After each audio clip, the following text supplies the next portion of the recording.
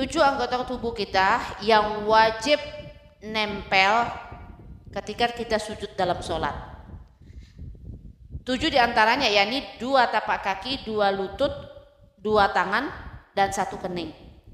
Ketika kita bicara tentang sujud, maka sujud ini artinya kita condong merunduk. Kalau secara syarak, sujud ini artinya nempelnya kening kita ketika kita sujud itu sujud itu, nempel kening ini.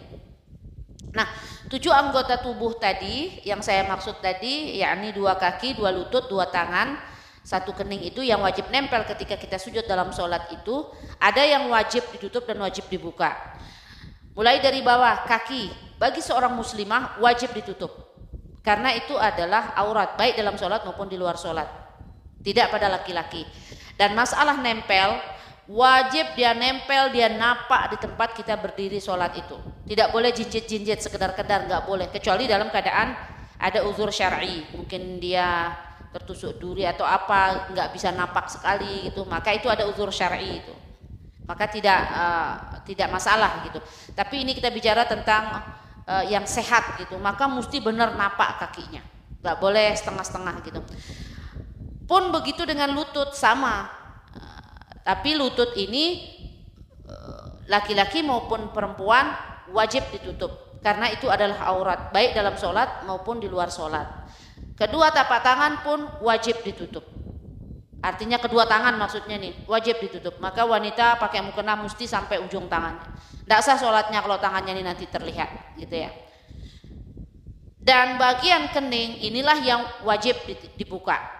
Artinya kalau ada penghalang di bagian kening ini ketika sujud dalam sholat, maka tidak sah sholatnya.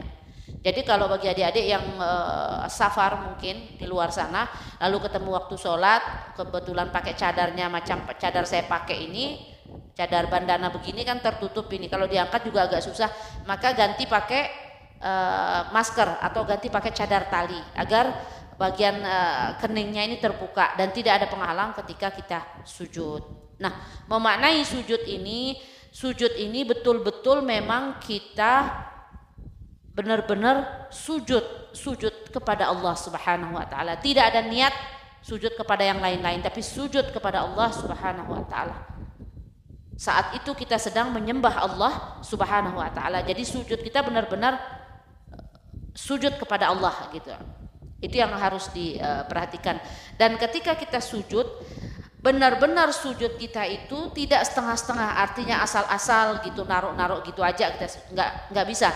Jadi mesti benar-benar nikmati banget ketika sujud itu. Maka kalau benar-benar yang sujud itu dia kerasa ada rasa sesuatu yang ngalir. Jadi tumpuannya di sini tempatnya itu. Jadi nikmat sekali rasanya itu. Nah, itu benar-benar dia sujud.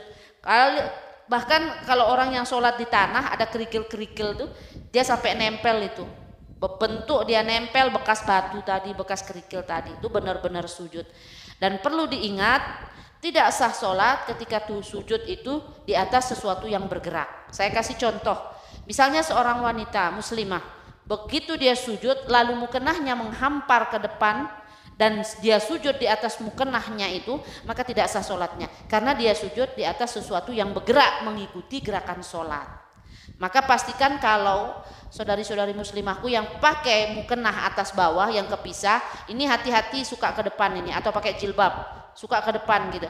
Tapi kalau pakai mukenah yang los dari atas sampai bawah itu kecil kemungkinan untuk dia menghampar begini, enggak gitu. Jadi itu enaknya kalau pakai mukenah yang los dari atas sampai bawah gitu. Atau pada laki-laki mungkin lengan jubahnya mungkin terlalu lebar gitu, begitu dia sujud ini kelebaran banget sampai ke sini gitu. Jadi dia sujud di atas ujung ini apa sih namanya tadi?